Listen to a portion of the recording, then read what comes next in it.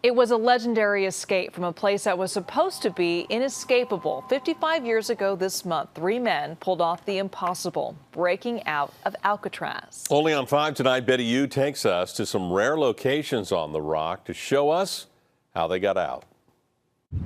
There's something about this old prison that brings nearly 4,000 visitors by the boatload to this island on any given day.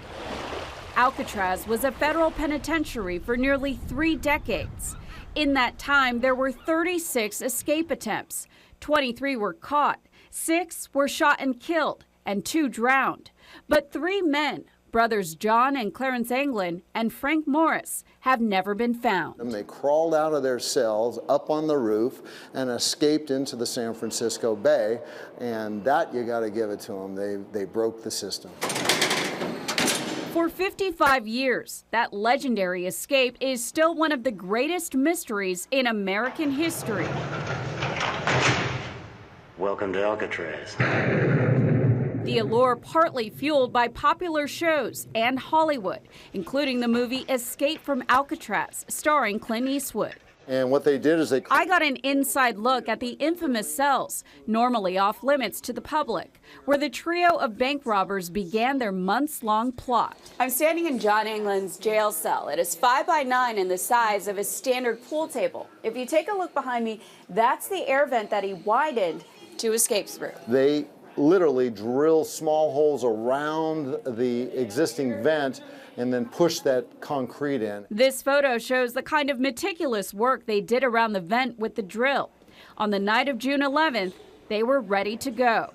After squeezing through this cement wall, they climbed up a network of pipes and plumbing before they made it here to the roof. X marks the spot. This was the actual portal to freedom for those 3 escapees. After they knocked off the air vent, they ended up here on the roof of the cell house and ran straight to freedom.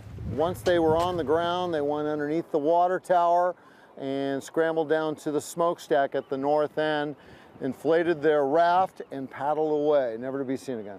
The inmates used 50 raincoats to make that raft in a secret workshop they set up on top of their cells. Paddle-like pieces of wood and one of the life vests washed up near Angel Island.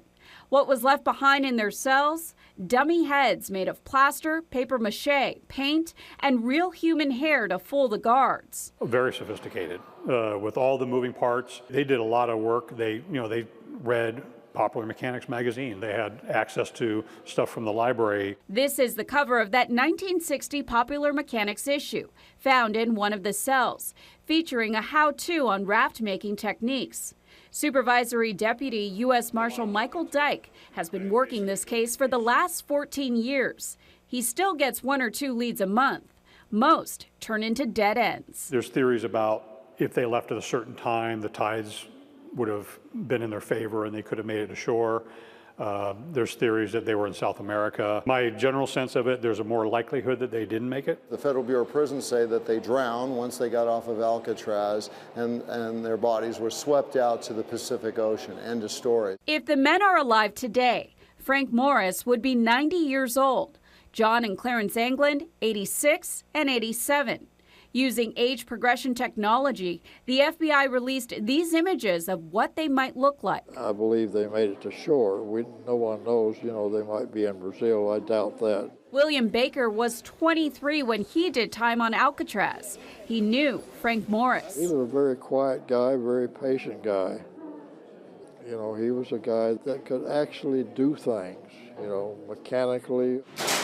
The men's ingenuity was as great as their desperation to escape from Alcatraz, now one of America's most popular tourist attractions. In San Francisco, Betty Yu, KPIX 5.